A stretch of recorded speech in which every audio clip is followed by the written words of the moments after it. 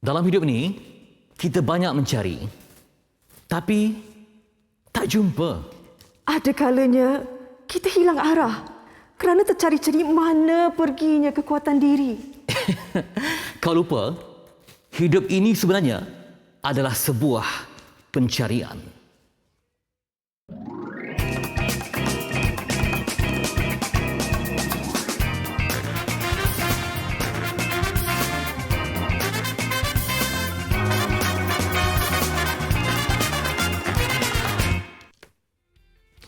Assalamualaikum, selamat pagi. Ucapkan buat semua penonton Malaysia hari ini. Alhamdulillah bermonolog kita pagi-pagi ini. Itu dia, sebab mungkin dalam hidup ni macam-macam boleh berubah. Dalam masa sejam pun macam-macam boleh terjadi. Tapi itulah dia hakikat sebuah kehidupan. Selagi Assalamualaikum untuk anda. Kita bersama dalam MHI Malaysia hari ini.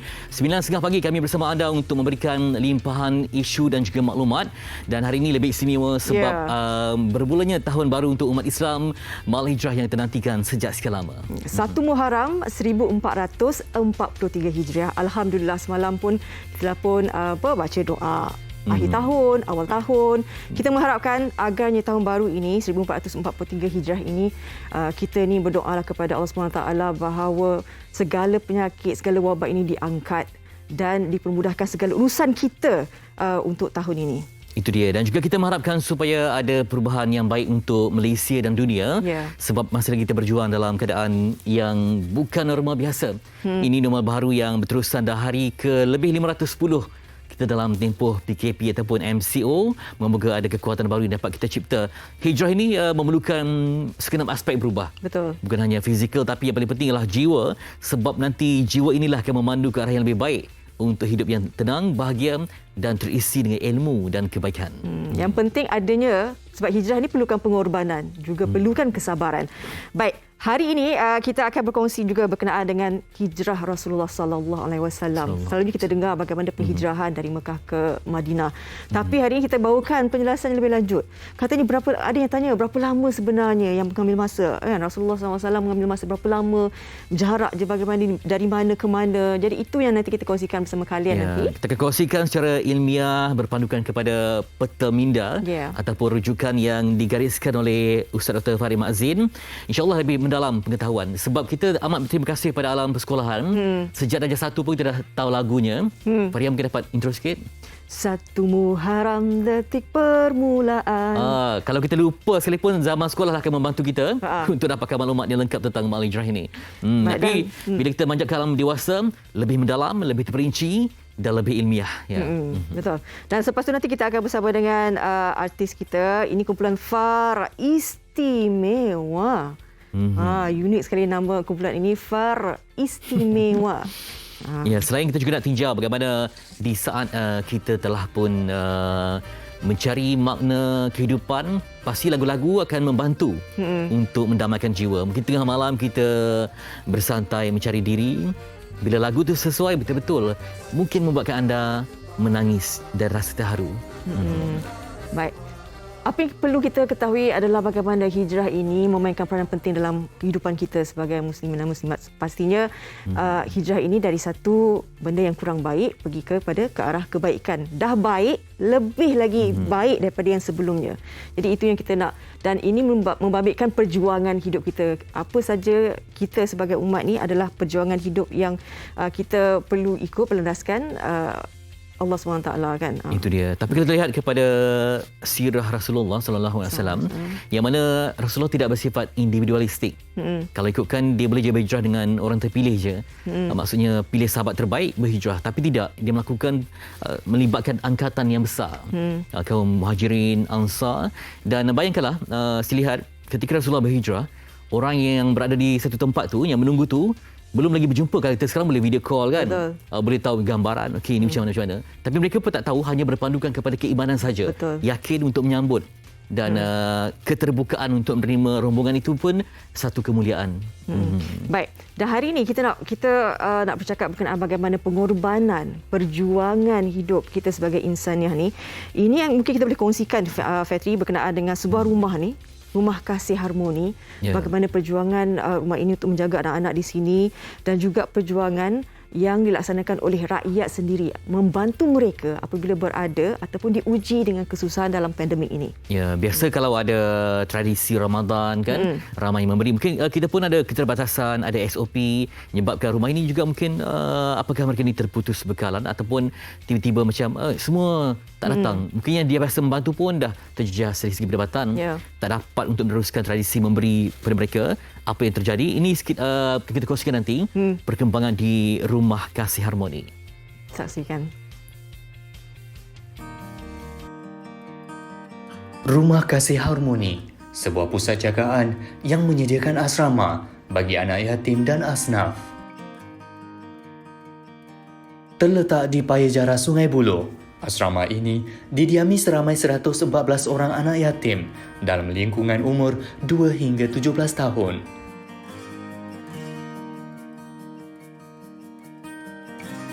Pada 3 Ogos lalu, seramai 97 pelajar dan kaki tangan Rumah Kasih Harmoni dijangkiti COVID-19 dan sedang menjalani kuarantinkan diri. Ia disedari apabila seorang pelajar di situ mengalami simptom bergejala dan kemudiannya disahkan positif. Tindakan pantas dilakukan oleh pihak pengurusan untuk membuat saringan ke atas semua pelajar di sana termasuk kaki tangan mereka. Bersama mereka dipantau rapi oleh pihak Kementerian Kesihatan Malaysia KKM bagi memeriksa status kesihatan. Kisah mereka kemudiannya mendapat perhatian ramai sehingga ada masyarakat yang prihatin tampil menghulurkan bantuan seperti bahan keperluan harian dan makanan untuk menghadapi hari-hari mendatang. Walau bagaimanapun, mujur tiada kes yang kritikal. Semua yang disahkan positif COVID-19 diasingkan dan ditempatkan di bilik yang disediakan.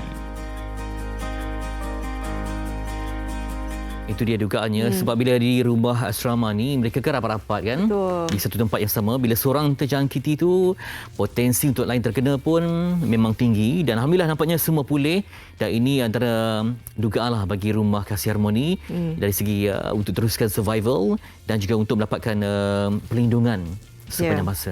Baik, dengan itu kita nak bersama dengan penasihat Rumah Kasih Harmoni dan juga pengetua Rumah Kasih Harmoni, Datuk Dr. Khalid Ibrahim sebagai penasihat dan juga Cik Jamaluddin Wahab sebagai pengetua rumah berkenaan. Assalamualaikum, selamat pagi.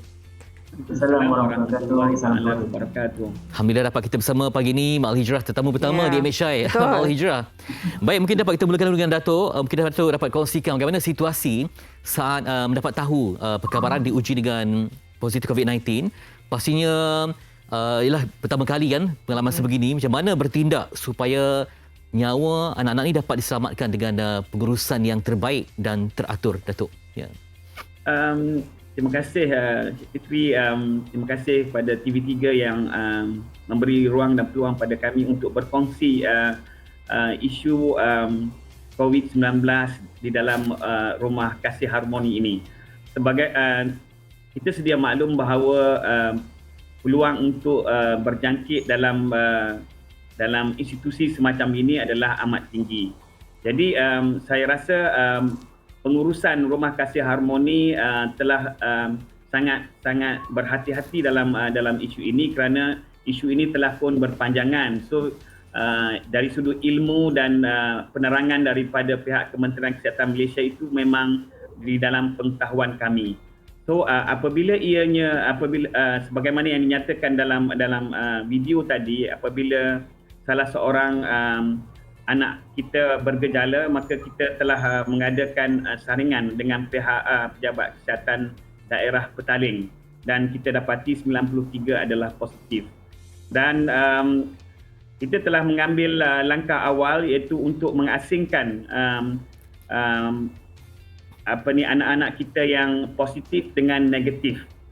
Ini amat sukar juga kerana kekangan bilik-bilik yang ada, yang mana kita telah pun menempatkan sebab ianya adalah lelaki dan perempuan, kita mengasingkan di antara yang positif dan yang negatif.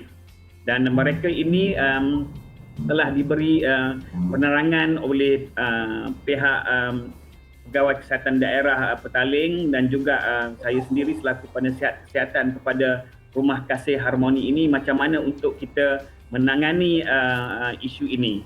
So kita alhamdulillah sebab kita ada petugas yang tidak dijangkiti dan juga ada pelajar yang tidak juga dijangkiti, maka petugas dan juga pelajar ini digunakan sebagai macam mini hospital lah yang akan bertugas untuk turut membantu jugalah ya. Membantu mereka ini. Dan apa yang kita lakukan adalah setiap pelajar yang diasingkan ataupun dikarantinkan ini diberi buku, satu buku yang mana kita akan memantau anak-anak kita ini dengan mengambil setiap pagi dan juga setiap petang, iaitu kita mengambil blood pressure, kita mengambil suhu dan kita mengukur kadar kandungan oksigen. Baik. Dan juga kadar simptom yang ada. Baik, so setiap pelajar ini kita akan bagi buku dan pihak petugas kita akan setiap hari melaksanakan tugas ini. Maknanya pemantauan setiap hari perlu dilakukanlah untuk melihat simptom kan sekiranya takut lebih terjadi. Saya nak tanya Cik Jamaluddin sebagai pengetua Rumah Kasih Harmoni. Dikabarkan turut serta bersama dengan anak-anak di sana kan, kuarantin dan sebagainya. Bagaimana perasaan ketika berada bersama dengan anak-anak ini, perlu memberi semangat kepada mereka kan, diri sendiri juga menghadapi cabaran sebegini, Cik Jamaluddin?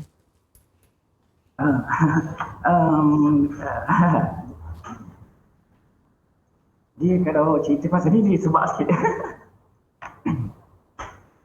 Okey, bismillahirrahmanirrahim. Assalamualaikum warahmatullahi wabarakatuh dan salam kebajikan kepada semua dan seluruh rakyat Malaysia. Alhamdulillah, ini adalah satu ujian yang Allah berikan kepada kami untuk lebih baik lagi untuk kami memberi servis pada anak-anak yang berkeperluan pada masa hadapan. Bila sebenarnya saya juga terjangkiti sendiri dan alhamdulillah saya mendapat juga Allah berikan dengan staf yang komitmen.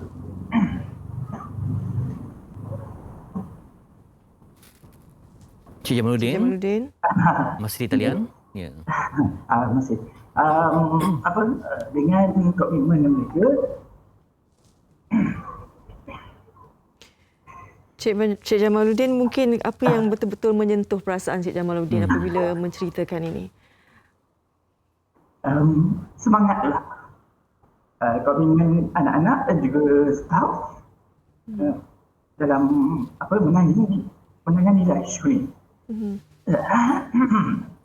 So, jadi seperti yang kita tahu awal Muharram ni, hijrah ni, so, jadi dia adalah memberi satu kekuatan untuk kami lebih bersemangat, lebih bersatu padu,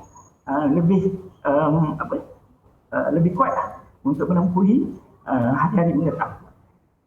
Dengan kita akan ada pelbagai perception daripada negatif dan positif, tetapi dengan adanya melihat anak-anak ini, insyaAllah pihak pengurusan juga bersama staf-staf, baik staf sokongan ataupun staf pengurusan, cuba memberi hikmat yang baik untuk mereka dan memastikan mereka ini kesihatan mereka, pendidikan mereka dan kewajikan mereka terbela dan terjaga, insyaAllah. Jadi ini adalah dugaan dan walaupun dah hampir 14 tahun kami di sini, masih lagi kami memerlukan penelitian yang lebih baiklah dan pengandaian yang lebih baik daripada semua faktor pengembangan kanak-kanak. Baik. Mungkin Datuk dapat berikan rumusan dan harapan akhir agar rumah ini terus dibantu dan sama-sama kita memberikan persepsi yang baik kepada mereka yang berjuang untuk masa depan anak yatim di sini. Silakan Datuk. Okay, terima kasih. Apa yang kami perlukan sekarang adalah peralatan, bukan perubatan, consumable lah. Yang terutama sekali adalah PPE yang kita gunakan untuk petugas yang menjaga anak-anak di rumah Kasih Harmoni ini. Itu yang pertama. Yang kedua adalah dari sudut mask KN95. Dan juga cecair sanitizer yang kita lihat kita gunakan, kita sanitize bangunan kita untuk 3 kali sehari. Kita sanitize. Dari sudut makanan, alhamdulillah saya rasa setakat ini kita mencukupi. Dan juga mungkin bahan disposable untuk makanan mereka, kita pada puncak ini kita menggunakan disposable items lah. Baik, ini Dato'. adalah perkara yang kita hajati lah. Baik. Terima kasih banyak-banyak Dato' Dr. Khalid Ibrahim dan juga Cik Jamaluddin Wahab. Kami mendoakan moganya semuanya dipermudahkan urusan kalian di sana. Moga cepat sihat semuanya anak-anak di sana, insya-Allah. Kita doakan yang terbaik ya. Boleh. Saya ingin mengucapkan sekiranya sebelum saya menutup itu punya ni kan. So saya mengucapkan ribuan terima kasih kepada seluruh rakyat Malaysia. Dan terharu sebabnya komuniti yang menggerakkan setiap semua menyalurkan sumbangan bantuan dan sumbangan sehingga kami keperluan itu mencukupi. Alhamdulillah dengan semangat ini semoga semua kita diberkati dan dirahmati, insya-Allah. Amin. Baik. Terima kasih banyak-banyak atas perkongsian ini. Baik, moga memberikan inspirasi dan sama-sama kita bantu golongan yang sebenarnya mereka juga barisan hadapan dalam melindungi anak yatim yang ialah dan perlukan perhatian, perlukan kasih sayang, juga perlindungan dari aspek yang lain. Akademik mereka sekalipun tak ada sekolah tapi mereka tetap PDPR di kompleks anak yatim ini. Baik, kita akan berehat seketika. Setelah kembalinya nanti, ini dia cerita ataupun penumpuan yang perlu kita berikan berkenaan dengan hijrah Rasulullah sallallahu alaihi wasallam. Semuanya selepas ini di MHI. Terus bersama kami.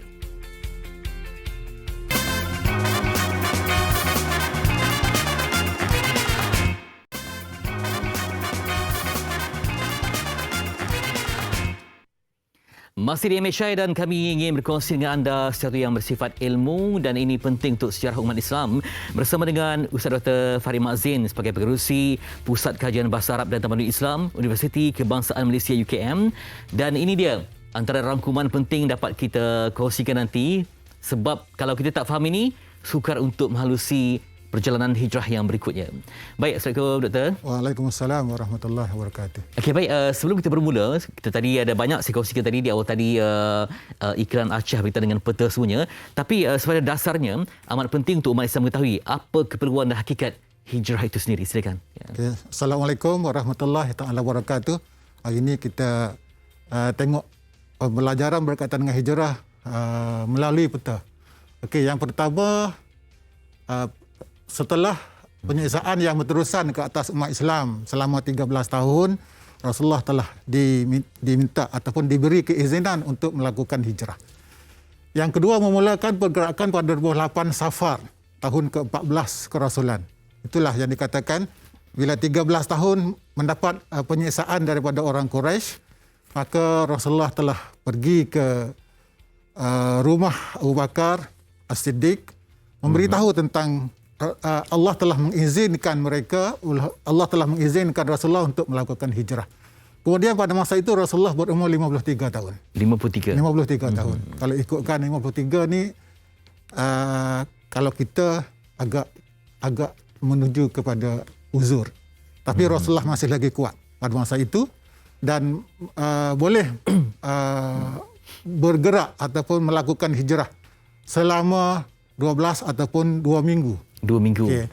Jarak antara Mekah dengan Madinah 450 km. Okay, kalau kita melakukan umrah daripada Madinah ke Mekah itu lebih sekitar 8 jam. 8 jam. Okay. Tiba di Quba pada Isnin 8 Rabiul Awal. Okay, 8 Rabiul Awal setelah melakukan pergerakan selama hampir 2 minggu. Selepas 4 hari bergerak ke Madinah dan sampai di rumah Abu Ayyub Al-Ansari. Okey. Kemudian kita lihat perjalanan ataupun peta perjalanan yang dilakukan oleh Rasulullah sallallahu alaihi wasallam laluan yang berwarna hijau ini menunjukkan laluan perjalanan yang dilakukan oleh Rasulullah. Sementara laluan yang berwarna merah ini, kalau kita lihat, merupakan laluan yang selalu dilalui oleh orang Quraisy. Saya ada soalan, minta maaf ya, Masya Allah. Silakan jemaah kita. Waalaikumsalam Dr. warahmatullahi. Haji Fatri, bila saya tengok melihat ni kan, sebelum kita ulas lanjut berkenaan dengan perjalanan ni, Doktor, sebab saya nak tahu ada yang kata penghijrahan Nabi ni, mereka menganggap penghijrahan Nabi ni melarikan diri. Okey. Adakah itu bagaimana anggapan sebegini? Ya, mungkin ada salah faham konsep. Bukan lari. Rasulullah bukan lari. Hijrah ini merupakan strategi. Strategi. Maka kita sebagai seorang biasa kan tinggal di kampung halaman sendiri. Kemudian tidak mendapat sambutan dengan pelbagai penyiksaan yang dilakukan ke atas umat Islam dan juga ke atas Rasulullah sallallahu alaihi wasallam. Dan berikutan daripada itulah orang Islam sudah mula bertanya bagaimana keadaan. Dan Rasulullah melakukan pelbagai cara. Sebahagian telah diminta untuk berhijrah ke Taif. Berhijrah ke Habsyah. Dua kali, dua rombongan. Kemudian Rasulullah mencari strategi berhijrah ke Taif. Tapi ditentang, dibaling batu sehingga berdarah. Sebab itulah Rasulullah mencari strategi yang baru, mengambil peluang rombongan haji yang datang ke Makkah daripada Madinah, adapun daripada Yasrib, Aus dan Khazraj. Pada masa itulah berlakulah perjanjian yang dikatakan perjanjian Aqabah. Okey, saya teruskan perjalanan. Teruskan perjalanan ini yang saya sebutkan tadi. Kemudian 2 minggu ya. 2 minggu semua perjalanan. Ini sebab dalam bahasa Rumi. Kalau kita lihat di sini ada beberapa tempat yang penting. Yang pertama ialah Jabal Sur, iaitu Gua Sur. Yang kedua kita lihat Rasulullah telah pergi ke Hudaybiyah. Kalau kita lihat ni Hudaybiyah. Boleh kita kata inilah. Ni Hudaybiyah, salah satu tempat. Yang kedua Jabal Sur. Kemudian Hudaybiyah. Hudaybiyah ni sebagai tempat transit atau apa? Tempat laluan yang agak penting. Makkah ke Jabal Sur ni 5 km. Rasulullah berjalan pada waktu malam.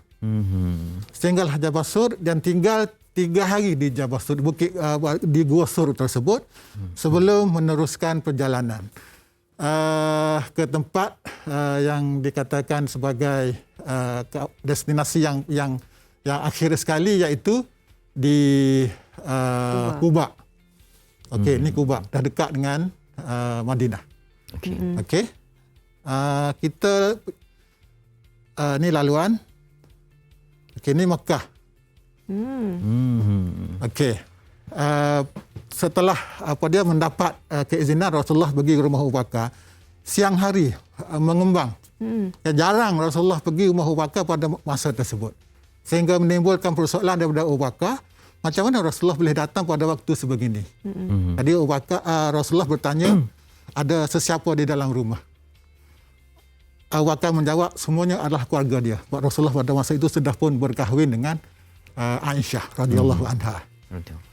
Tapi belum tinggal sekali lagi lah. Dan di situlah Rasulullah beritahu kita dibenarkan untuk melakukan hijrah. Pada masa itulah Rasulullah balik semula ke rumah. Pada waktu malam bagi tahu kepada Sayyidina Ali supaya melakukan persiapan, dan Rasulullah meminta Sayyidina Ali tidur di tempat Rasulullah. Kemudian malam itu juga Rasulullah keluar bersama dengan Sayyidina Abu Bakar menuju ke Gua Sur. Perjalanan yang diambil merupakan perjalanan yang agak strategi, bertentangan. Seolah Rasulullah nak pergi ke Yaman, tapi sebenarnya Rasulullah nak pergi ke Madinah. Dan itulah strategi penghijrahan. Kita perlu ingat bahawa ini merupakan keputusan yang dibuat oleh orang Quraisy untuk membunuh. Bukan untuk nak mengejar, tapi untuk membunuh. Itulah strategi yang kembali ke peta, Ustaz. Ini perjalanan daripada Makkah ke Gua Sur. 3 malam di Gua Sur. Kalau ikutkan, berapa ramai kekuatan yang berhijrah? Yang berhijrah bersama dengan Nabi Rasulullah, Sayyidina Abu Bakar, dan pada masa di Gua Sur ini dikatakan ditemani oleh Abdullah bin Abu Bakar, anak kepada Abu Bakar sendiri. Dan 3 hari berada di Makkah ini ataupun di Gua Sur ini, Sayyidina Asma pada masa itu menghantar makanan kepada Nabi. Dan kita perlu ingat bahawa Asma pada masa itu sedang mengandung. Okey. Naik bukit ataupun Gua Sur ini, kalau kita ikutkan masa kita umrah, satu bukit yang agak tinggi. Jadi Abdullah bin Abu Bakar bertugas untuk keluar mencari berita di kalangan orang Quraisy. Kalau ada apa-apa berita berkaitan dengan Rasulullah, dia akan sampaikan kepada Rasulullah dengan Abu Bakar di Gua Sur tersebut. Dan di Gua Sur ini jugalah Sayyidina Abu Bakar dengan Rasulullah menjanjikan kepada Abdullah bin Uraikid, orang bukan Islam pada masa itu, tapi memahami selok-belok perjalanan ke Madinah. Sebab kita perlu ingat bahawa Nabi tidak pernah berhijrah ke Madinah. Jadi dia tidak tahu jalan. Jadi adakah perjalanan ini perjalanan yang dirasakan selamat atau masih lagi berdepan dengan risiko sewaktu nak melakukan kali pertama? Sangat berisiko. Sangat berisiko. Sangat berisiko. Sebab orang Quraisy sudah buat keputusan, Abu Jahal telah memutuskan dalam mesyuarat bahawa Nabi kita akan bunuh. Dan diberikan ganjaran, sesiapa yang dapat membunuh Nabi akan diberikan 100 ekor unta. Itulah yang berlaku kepada Surakah bin Malik yang dapat dia melihat Nabi bersama Abu Bakar, tapi akhirnya dia dapat diselamatkanlah. Pada masa itu. Doktor, kita masih agak terhad, kita nak mungkin ke slide yang berikutnya. Perjalanan slide yang berikutnya mungkin kita lihat kepada Makkah pada masa itu. Kemudian kita lihat kepada, inilah perjalanan yang agak sukar. Bagaimana berjalan dengan unta, Sayyidina Abu Bakar dengan Rasulullah. Rasulullah di depan, Abu Bakar di belakang. Dan bila orang bertanya, siapa yang berada di depan? Abu Bakar menjawab, itu adalah orang peninjau. Yang diupah. Disebab masing-masing nak menangkap Rasulullah ni. Inilah perjalanan. Kemudian kita lihat Gua Sur. Tinggi di atas Gua Sur ini. Dan ini juga Gua Sur, kalau kita buat umrah kan kita parking bas di bawah. Masing-masing melihat dia. Tak mampu untuk naik ke atas. Sebab itu begitu tinggi sekali. Kemudian inilah Gua Sur. Muat 2 ataupun 3 orang saja. Sekarang ni dah cantik. Kan, dah letakkan simen. Asalnya sangat berkurutu. Kan, sehingga kan Nabi terpaksa pecah kaki untuk sampai ke sini. Kemudian inilah Gua Sur lagi. Ini Hudaybiyah. Kalau kita pergi buat umrah, salah satu tempat untuk kita mikot, inilah Hudaybiyah. Dan kita bersolat sebelum melakukan umrah itu di Masjid Hudaybiyah. Itu dia. Rindu pula nak pergi umrah ya. Dah lama kita umat Islam. Dah lama ni, kita dah hampir 2 tahun. Ini Ummu Ma'bad. Dalam perjalanan sampai ke Kuba, ada satu kawasan ataupun yang agak penting ialah Ummu Ma'bad. Perkemahan Ummu Ma'bad, Rasulullah sangat lapar ataupun dengan Abu Bakar ni, bekalan dah habis. Perjalanan dah masuk hari seminggu. Melihat ada satu rumah kemah lah pada masa itu. Ini keadaan sekarang, dulu tak ada apa. Kan, sangat panas. Kan. Abu Bakar mendekati Ummu Ma'bad, bertanya, alakah ada apa-apa yang boleh diminum? Untuk menampung perjalanan 3 hari dah tak makan kan.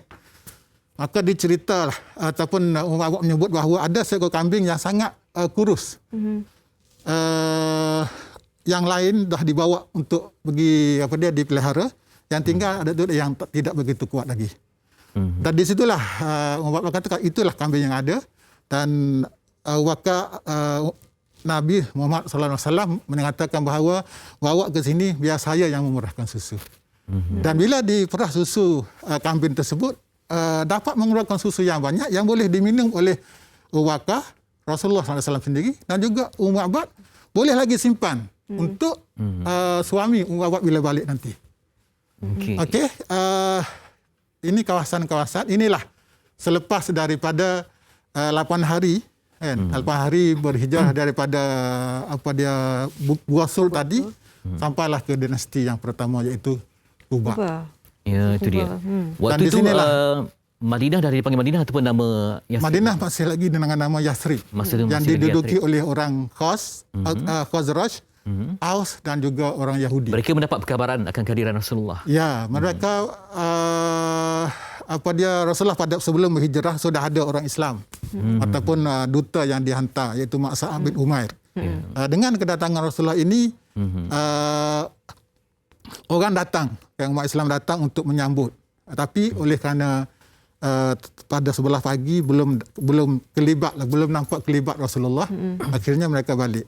Dan lepas zuhur barulah nampak Rasulullah dengan Abu Bakar, dan diberitahu orang yang mula-mula nampak itu ialah orang Yahudi. Diberitahu kepada orang Islam bahawa Nabi Muhammad SAW bersama dengan Sayyidina Abu Bakar sudah sampai pada masa itu. Ini bangunan yang awal Quba, ini yang sekarang. Doktor, bila doktor menceritakan kan, kita melihat bagaimana penghijrahan Rasulullah SAW dengan sahabat-sahabat baginda sendiri. Dengan usianya umur dah 53. Perjalanan tu 2 minggu. Perjalanan hampir 2 minggu. Perjalanan kalau secara aman, lain cerita. Ini perjalanan yang diancam dan sebagainya. Maknanya perjuangan dan cara penghijrahan tu pula memang dah disusun rapi dengan taktikalnya, strategi dan sebagainya kan. Ya. Bila sampai ke Madinah pada 1 Muharram. Sampai di Madinah pada 12 Rabiul Awal. 12 Rabiul Awal. Okey, bila kita ada yang bertanya macam bagaimana penghijrahan ini, kata Muharram, adakah berlakunya dalam Muharram kan, sebab kita menyambut saban tahun ni dalam Muharram kan. Bagaimana? Rasulullah tidak berhijrah pada Muharram. Rasulullah berhijrah kita sebut tadi ialah 28 Safar, tapi daripada Gua Sur itu 1 Rabiul Awal dan sampai ke Madinah 12 Rabiul Awal. Maknanya hampir 2 minggu. Dan itulah ditetapkan tarikh ataupun peristiwa hijrah itu merupakan satu peristiwa yang boleh kita letakkan sebagai tahun hijrah. Dikira sebagai tahun hijrah. Pada umat Islam pada masa itu menggunakan kalender yang lain. Jadi bila dibincangkan tentang bagaimana nak menggunakan tahun hijrah itu, Sayyidina Abu Bakar mengatakan kita mula dengan kelahiran Rasulullah. Tapi Sayyidina Umar kata eloknya kita mulakan dengan hijrah. Sebab hijrah itu merupakan perubahan. Daripada kehidupan yang sangat dahsyat kepada orang Islam, 13 tahun disiksa, sehinggalah dapat membina satu kehidupan baru di Madinah dan dapat membentuk satu masyarakat Islam yang hebat. Sistem berstruktur masyarakat Islam menjadi ummah yang baik dan dapat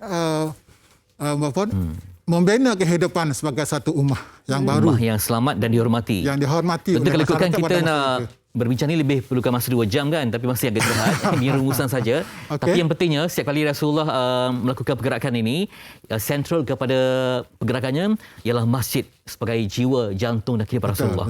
Ya, sehingga nanti kalau kita perhatikan pada lepas-lepas ini pun masjid ini sangat penting kepada Rasulullah. Malah Madinah terusnya menjadi bumi yang amat dicintai Rasulullah sendiri. Okey, ini yang latest lah kita tunjuk. Masjid Nabi yang paling terbaru. Okey. Baik. Ya, jadi untuk sampai kembali ke tempat ini, kita lengkapkan vaksinasi ya, sebab syarat bagi Malaysia dan juga Saudi ya. Moga-moga kita selamat dan dapat kembali ke haramain bumi suci. InsyaAllah.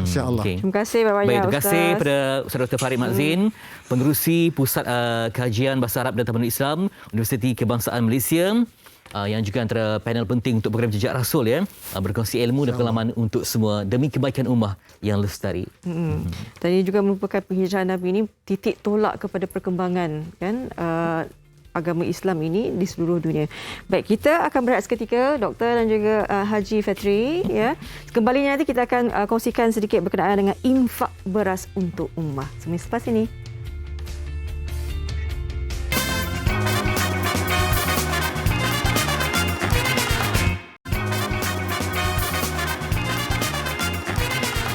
Kembali semula dalam Malaysia hari ini. Baik, kita teruskan pengisian kita berkenaan dengan kempen infak beras untuk ummah. Jadi kita teruskan bersama dengan Ustaz Dr. Muhammad Ashraf Swarin, pengasas dan pengerusi Pertubuhan Kebajikan Pondok Motivasi. Assalamualaikum Ustaz. Dengar suara. Ustaz dengar suara saya? Ustaz?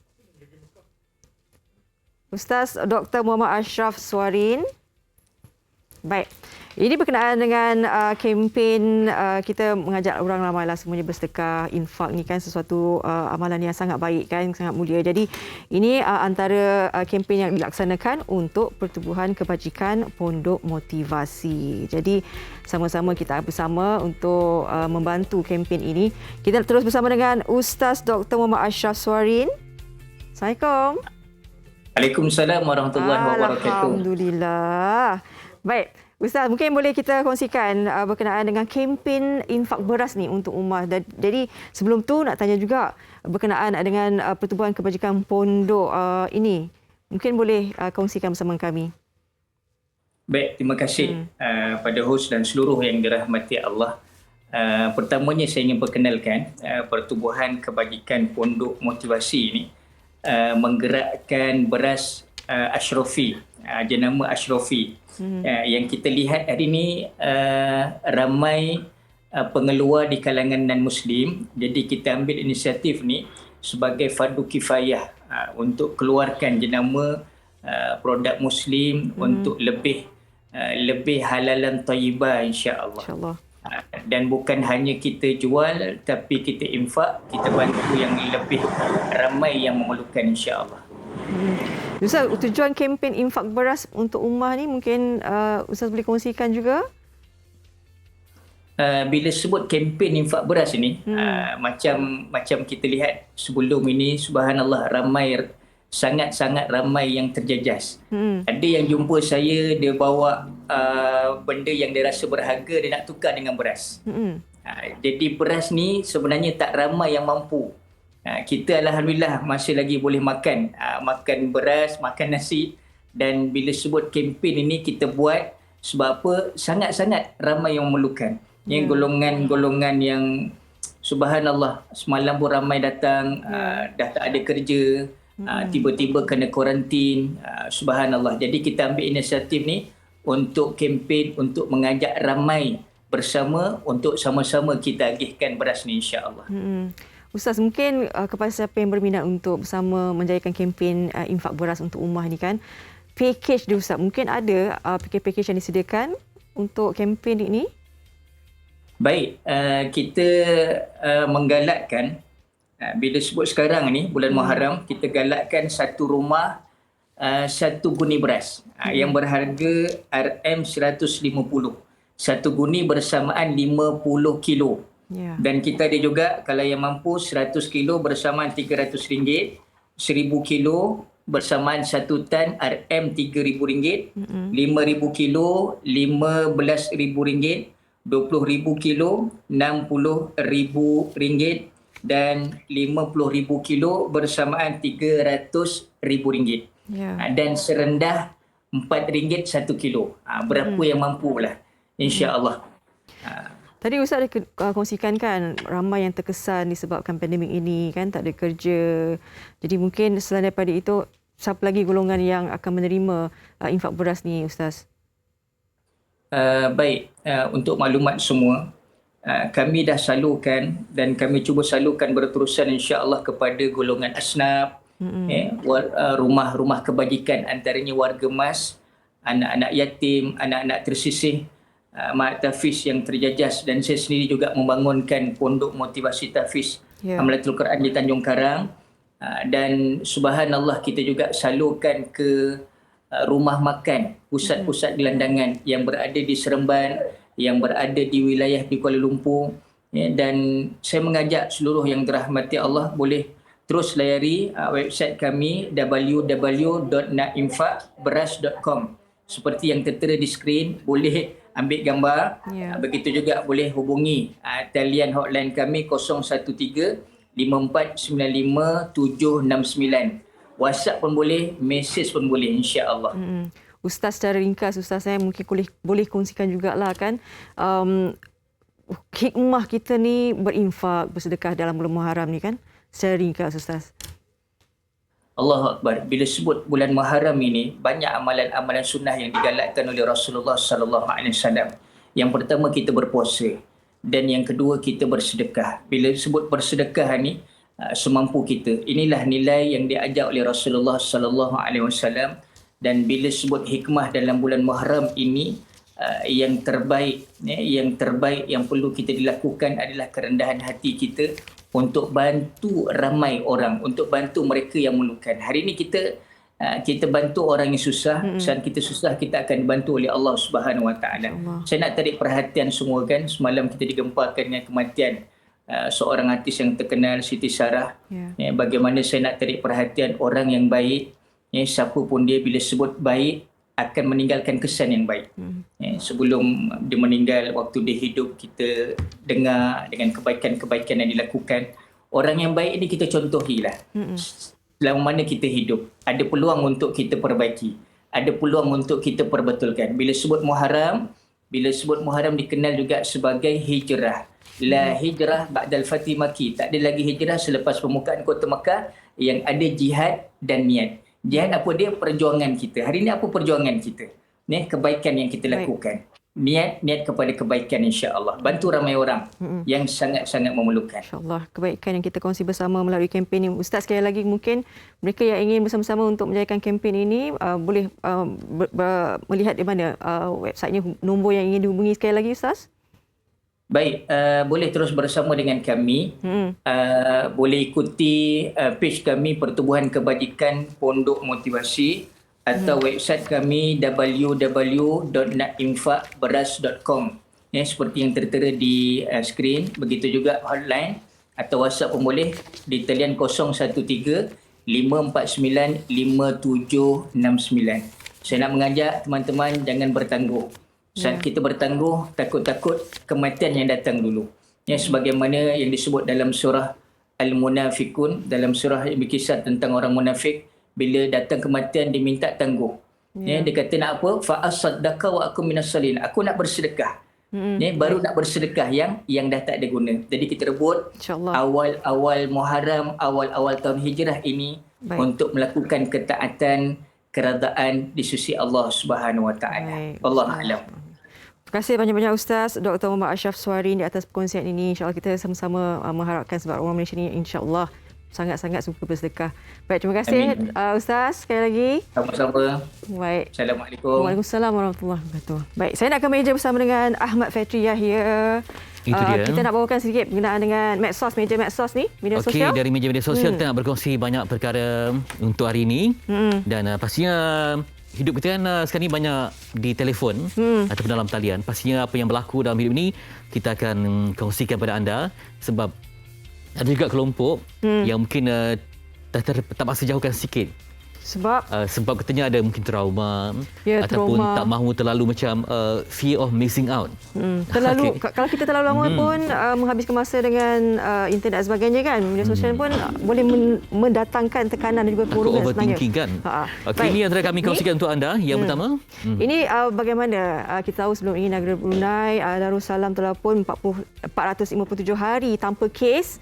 Tiba-tiba ada kes baru yang dicatatkan susulan pada pandemik COVID-19 ini. Ini yang diperkatakan di media sosial.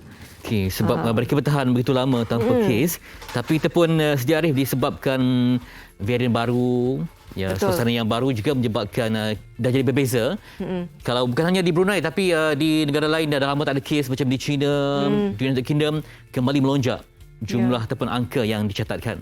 Varian baru tu yang sebenarnya lebih menggusarkan apabila dia kata lebih ganas daripada yang sedia ada sekarang ini. Baik, dan keduanya ini menjadi trending semalam. Pastinya ini memberi kesan kepada seluruh rakyat Malaysia. Bukan sahaja kepada pemain-pemain industri tanah air, tetapi kepada kita semua sebenarnya. Satu hari semalam merasakan yang luar biasa. Rasa apa benda yang tak kena dengan diri kita. Ini berkenaan dengan pemergian Allahyarhamah Siti Sarah Rayusuddin. Ini tak tahu Fetri merasakan atau tidak, tapi saya sendiri saya kata walaupun kita tidak berapat, betul, tetapi semua orang ternanti perkembangan sejak arwah dimasukkan ke hospital dengan keadaan oksigen yang turun naik. Ramai menantikan perkembangan dan ini gambaran di tanah perkuburan. Saya kira kalau bukan PKP pastinya masjid untuk solat jenazah akan penuh dan ini gambaran yang dapat diberikan. Itu berbagi di media sosial memang penuh coretan dan selama beberapa hari nama Siti Sarah trending bersama dengan nama Syuib dan Syuib pun tertanya apakah kebaikan yang dilakukan oleh Siti Sarah sehingga menjadi sebutan dan kematian yang betul-betul menghidupkan, menyebarkan inspirasi untuk kita yang masih hidup. Baik, ini semua iktibar kepada kita semua pengajaran kita yang ambil yang baik ini sebenarnya contoh baik untuk kita, dan diharapkan kita semua sebagai rakyat Malaysia sedekahkan Al-Fatihah buat Allahyarhamah Siti Sarah Raisuddin. Itu dia, kita doakan juga semoga pemberiannya menerbitkan sejumlah inspirasi, bukan hanya dalam konteks sedekah tapi juga kepada dia sendiri adalah figura yang mencirikan orang dengan kebaikan budi bahasanya. Baik, insya-Allah. Okey, selepas ini kita berehat seketika sebelum nanti.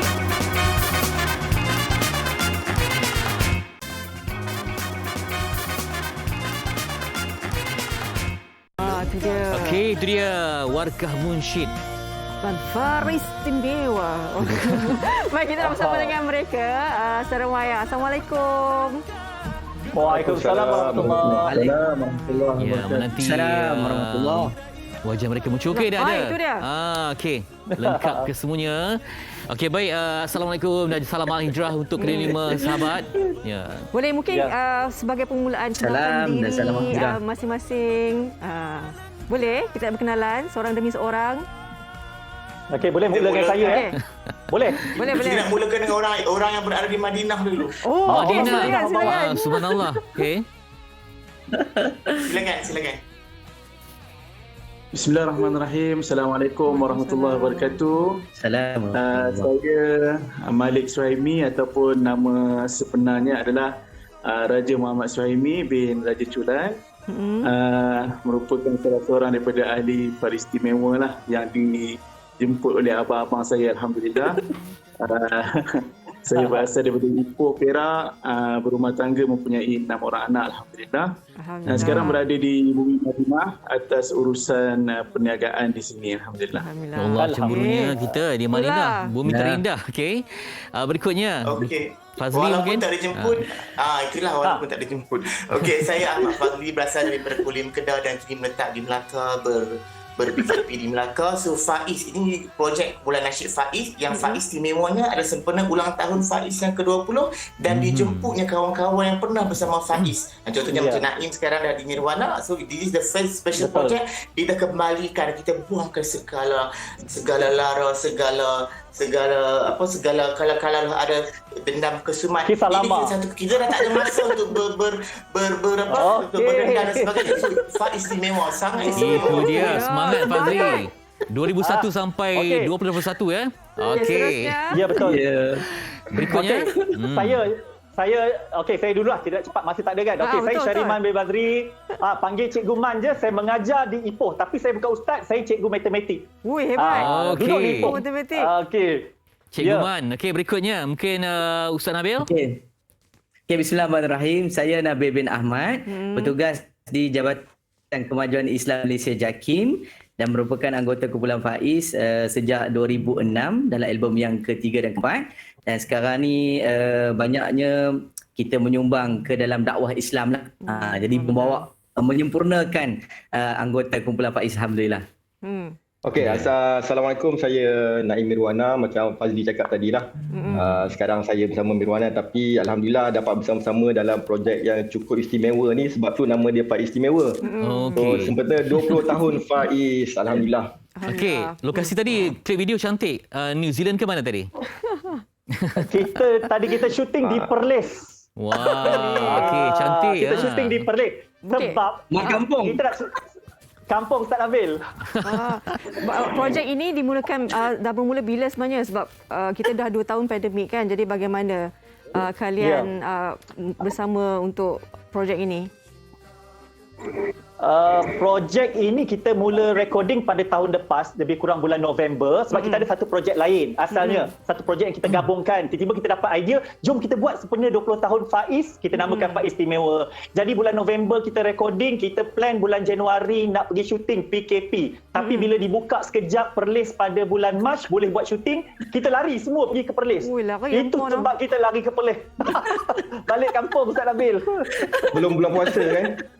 Sebelum bulan Ramadan tu. Wow. Okey. Jadi dah kalau ikutkan kalau manusia umur 20 tahun dah memang matang kan. Jadi apa yang ingin dicapai oleh kumpulan Faiz selepas 20 tahun dalam industri? Okey. Segala-galanya tercatat dalam Warkah Munsyid, iaitu tajuk lagu tu. Lagu tu menceritakan bagaimana manusia, bagaimana peminat, bagaimana pendengar yang melihat kami, mereka bayangkan kami ini cukup sempurna, sedangkan kami juga manusia biasa. Itu adalah ujian yang paling utama kepada seseorang yang bergelar pendakwah seperti kami penasyid. Dan kami pun banyak juga buat salah. Itulah yang kami cuba sampaikan dalam Warkah Munsyid. Mungkin apa yang harapan kalian lah untuk Warkah Munsyid ini dan juga Faiz Istimewa. Siapa tak cakap lagi? Siapa? Dia sebenarnya macam ni lah. Harapan. Sebab kita ustaz-ustaz ni kita bagi dia orang depan dulu baru kami hok belakang. Dia hujung. Line Ustaz Nabil ni. Itu dia. Mungkin apa ni, Apa yang kita nak cerita dalam lagu ni, dia menggambarkan kan suka duka, berbagai drama, arena kan. Tapi itulah yang kita nak sampai bahawa kesempurnaan kita orang kadang-kadang rupa parah, hebat, handsome, kedudukan tinggi, pangkatnya, ada ijazah yang tinggi, tetapi kalau akhlaknya buruk, akhlaknya tercela, sudah pasti di sana tidak membawa imej Islam, apatah lagi nak bawa imej yang namanya Muslim. Allahu a'lam. Itu dia. Terima kasih untuk Faiz pagi ni, walaupun singkat tapi bermakna sekali. Moga terus sukses dan cemerlang. Amin. Sama-sama. Amin. Jazakumullah khairan. Salam Al-Hijrah semua ya. Jaga diri, jaga kesihatan. Baik. Okey. Sama juga. Terima kasih. Jaga diri. Stay safe. Okey, itu dia. Dah sampai ke penghujung. Ya. Baik, jaga diri kalian juga. Yang jaga paling diri, penting, Haji. kalau kudrat tak di tangan, teruskan kita berdoa untuk selamanya. Selamat Hijrah. Assalamualaikum. Semua perlu sempurna, inilah ujian yang utama. Indahnya Buddha menjadi pelengkap selama.